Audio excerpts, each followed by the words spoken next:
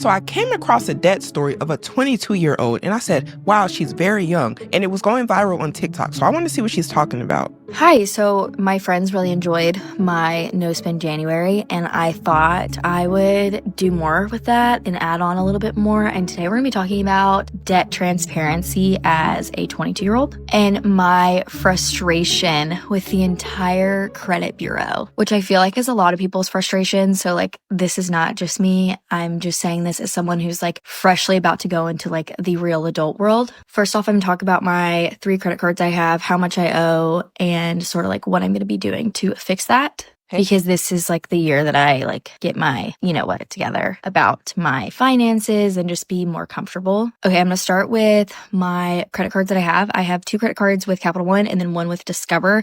Discover is my oldest, so I'm going to talk about that one first. I got this card in the fall of 2021. I got it for such a stupid reason. It was because, first off, I was making like $10 an hour at my job, making nothing, and I was going on a sorority beach trip, and I felt like I needed an extra thing of money because the girls that I went with just came from a lot more money than I did, and I felt like I needed to fit in through wealth. Definitely so silly, and poor 2021 Ansley needed some help, but ended up spending my entire limit of $500 in 1 week. So she ended up maxing out her credit card. For one, $10 an hour.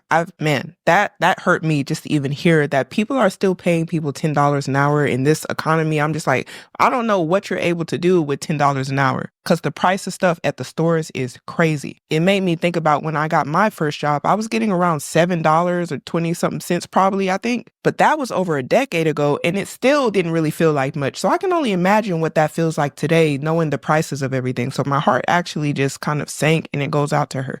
Also, she was saying she has some sorority sisters, and I know how that feels being around people who have more resources available than you, because I've definitely been in that situation before. But I think that is something interesting to talk about. The pressures of spending money when you're around people who have money. I don't want people to fall victim to that. It's okay to say you ain't got it. It's okay to say you can't do stuff. That's perfectly fine because everybody's situation is different. And if these people are like your real friends and stuff like that, they will understand. Luckily, I never had people around me that pressured me about not having money when I actually didn't have it when I was younger. But I feel for people who do have that pressure, and I can understand why they may fall victim, but I'm not saying that it's a good thing to fall victim. You want to try to avoid that at all costs. Now, this isn't according to me. This is according to CNBC, and I am no professional, and this is not financial advice. But something I've always lived by is keeping my credit utilization under 10%. Now, this here says 30% to maintain a healthy credit score. It's important to keep your credit utilization rates low. The general rule of thumb has been you don't want your credit utilization to exceed 30%, but increasingly, financial experts are recommending that you don't want to go above 10%. Okay, I'm glad they added that. If you really want an excellent credit score. But what ends up happening is when you max out, you are now at 100%. So silly, and poor 2021 Ansley needed some help, but ended up spending my entire limit of $500 in 1 week, which shows you that I'm very financially irresponsible at times. And also I just needed, again, help. Since then, there was like a 6-month period where I didn't pay my bills because I was not smart and didn't really understand how the credit bureau worked. And since then, I've just been paying the minimum payments and using it like whenever I needed to in case of an emergency. Right. Which only making about $30,000 a year with Disney is quite often. So right now, my balance that I owe on that is $421. Yeah, it's really not great. And I'm not proud of that at all. And let this serve as a reminder, like, please, just like, if you're young, really think about the payments that you put on a credit card that is yours at such an early age and so quickly, because then you're stuck. Look, I'm glad she's talking about the fact, and she's young. I'm not glad that she's experiencing this, but this is something that a lot of younger people experience. The fact that maybe nobody has informed her, maybe she just didn't know, but this is very common. Doesn't mean that we should normalize debt against all of that. However, what she is going through right now, a lot of people sadly experience something very similar at a young age. And that's why we like to talk about it in these videos, because it helps people avoid it. Like, she's 22 right now. Maybe it'll help an 18-year-old. Maybe in them 4 years, they won't do the same thing. You see what I'm saying? Symone, trying to keep you out of debt. Hit subscribe, 'cause it's free. Okay, the next two. I have a credit. I'm just going to do the Capital One total. How much I owe. Really? Drum roll, please. I owe $2,182.28. Ooh, Yeah, okay. I do. It's embarrassing how quickly I charged that card and quickly I maxed it out, essentially. And I'm still trying to like get down to a feasible number. And if you ask what my limit is on that card, one of them is $2,000 and the other one is $300. So if you do the math, you can figure out I am not in a good position financially. It truly is embarrassing. And one of them I had when I was younger and very irresponsible. But again, as you can see the total, I'm still pretty irresponsible with my money, especially credit card.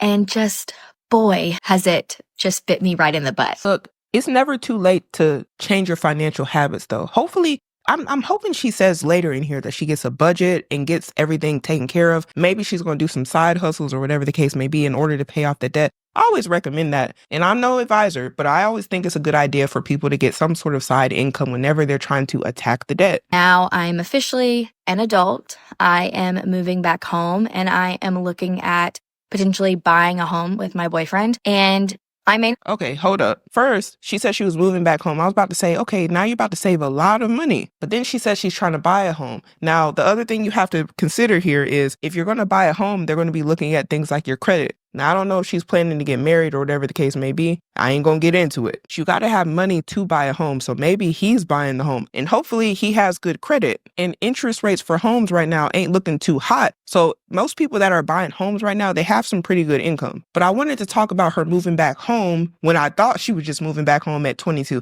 I was about to say, hey, there's nothing wrong with moving back home at 22. Back at 30, whatever the case may be. However long you need to go back home in order to get yourself right, I don't see nothing wrong with that. There ain't no shame. Don't let nobody shame you about the fact that you needed to move back home to get back on your feet. Some people's parents have their children move back in and they're barely paying any like really big bills. And I'm not saying that you shouldn't contribute if you're a grown working adult. There's nothing wrong with contributing to the household that you're currently living in. Even if it's something like just the electricity bill, you're saving so much more money than you would trying to survive out there on your own. So that is a blessing for the people able to do that. But it seems like she's made her mind up that she's going to move or buy a house with her boyfriend. I am looking at potentially buying a home with my boyfriend, and I may not be able to because my lack of a good credit score based on these funds. Also extremely frustrating how we both don't have student loans. We both don't have car loans, car payments, nothing like that. Yeah. And we are in the financial position that we are. Actually, I'm going to exclude him. I'm in the financial position that I am in because of just reckless spending. Debt transparency videos, though, have been something that I have just felt a lot more hopeful with because there are people who owe a lot more money than I do and people who owe a lot less money than I do. And we're all sort of in the same boat of like, yeah, we did it and we're going to fix it. And it's embarrassing, but you know, it is what it is. But it like really isn't embarrassing at all. Like every single person deals with this at one point in their life. And it's just, are you going to fix it early on? Or are you just going to continue to let it sit? I don't want to say that everybody deals with this at some point in their life because that's not true. There are people who don't ever have this issue, but there is a larger group of people who do experience that. This is definitely the majority in the United States. And you also got to think a lot of people have people they can fall back on. A lot of us growing up, we knew when we turned 18, that was it for us, that we were on our own. So just consider how many people have a fallback plan, people that have family. Like in this case here, she's a good example. She could move back in with her parents. A lot of people don't have that. A lot of people, if once they're gone, they're gone. And whatever decisions they made after they turned 18, that just is what it is. You're going to have to deal with it and become an adult and figure it out, right? And I'm not saying we all don't deal with different things in life, but what I'm saying is your situation is not the next person's situation. There are people who are going to be fine no matter how much debt they dig themselves in, and it's never going to matter because their situation is not your situation, and your situation is not mine, and mine is not the next person. You see what I'm saying? There's so much nuance that goes into these conversations that make everything so different from person to person. Like came down for me to like immaturity, lack of financial awareness, and just wanting to fit in like any mold that I could. So that meant like overspending for clothing, overspending for makeup, very much so materialistic. And as I'm getting older, I feel like I'm like starting to like realize that that's really not what's important, but I do have to suffer the consequences financially of that. Yeah. So what am I going to do, you ask? I talked to my mortgage lender today because we're trying to figure out if we can afford a house. And he basically was giving me the step-by-step guides of how to fix my debt. So I'm going to tell you as well. Also, I am not ashamed that I have this much of debt. I think it's normal. It's not normal why I did it, and I would like to fix it ASAP. Again, as a first-time person with credit and figuring out the actual consequences of using credit, it really isn't free money. Something that he recommended to me is you need to always be under 30%. Like he said 20 to 25. That's crazy. I just was talking about that earlier. I have not seen this video either. Yes, but I'ma let her cook because she's right. Of your usage of card is like honestly like the sweet spot. So what that looks like is in the next 90 days, I have to pay $400 of one card. I have to pay essentially like $175 of another card.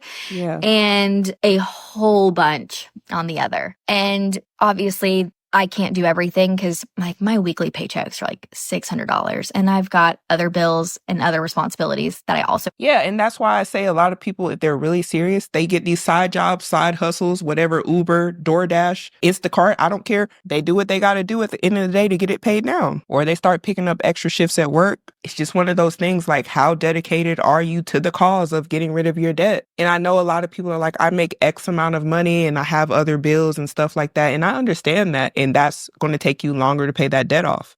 And in that meantime, you might end up having to pay interest on whatever you owe. But I hope she's able to still do it. Being that she's going to go back living with her parents, she might be able to get that done. But I think slowly, dwindling that number, I'm going to feel a lot better. And also my credit score is going to look a lot better, which will just in turn be more positive life for me.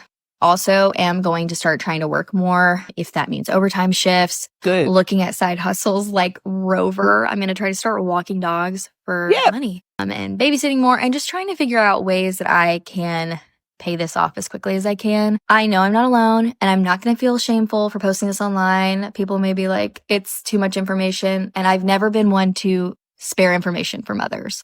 So why would I start now at 20? She's just on a roll. She already knows what she needs to do. Hopefully, the only thing I didn't hear her say was she has a budget. Maybe she's going to make a budget video later. But that's going to be very important to making sure she's able to do this. But additionally, I like that she said she was going to start doing Rover because I have been talking about people doing Rover in a few other videos. And for all the dog lovers or people that just like to board animals, cats, walk them, whatever the case may be, if you're actually an animal lover, I think that might be a good source of side income, as well as all the other ways people make money on the side. And the thing I like about these things are you can do it on your own time whenever you're available. I've even done DoorDash. I've done Uber Eats. I had a goal I was trying to reach really fast and I wanted more money so I didn't have to wait to reach this goal. And I just hit the streets and go get some more money. Now, I do understand that Uber, DoorDash, and things like that probably have changed since I last did it. As long as you're not doing anything that goes against your morals in order to get you some more income. I don't see nothing wrong with it. Don't ever feel ashamed about having to pick up another job, more shifts, whatever the case may be. But y'all, let me know down below. Did you think her story was relatable? I think for a lot of the youth, this is something that they might want to see because she is at that sweet spot where she's like, still really young, but she's still learning. And I think a lot more people are going through what she's experiencing than they are saying. And probably also for the same reasons that she stated, a lot of younger people have influences around them that they may feel like they need to keep up with. But we have to start making better decisions today in order to have a better future.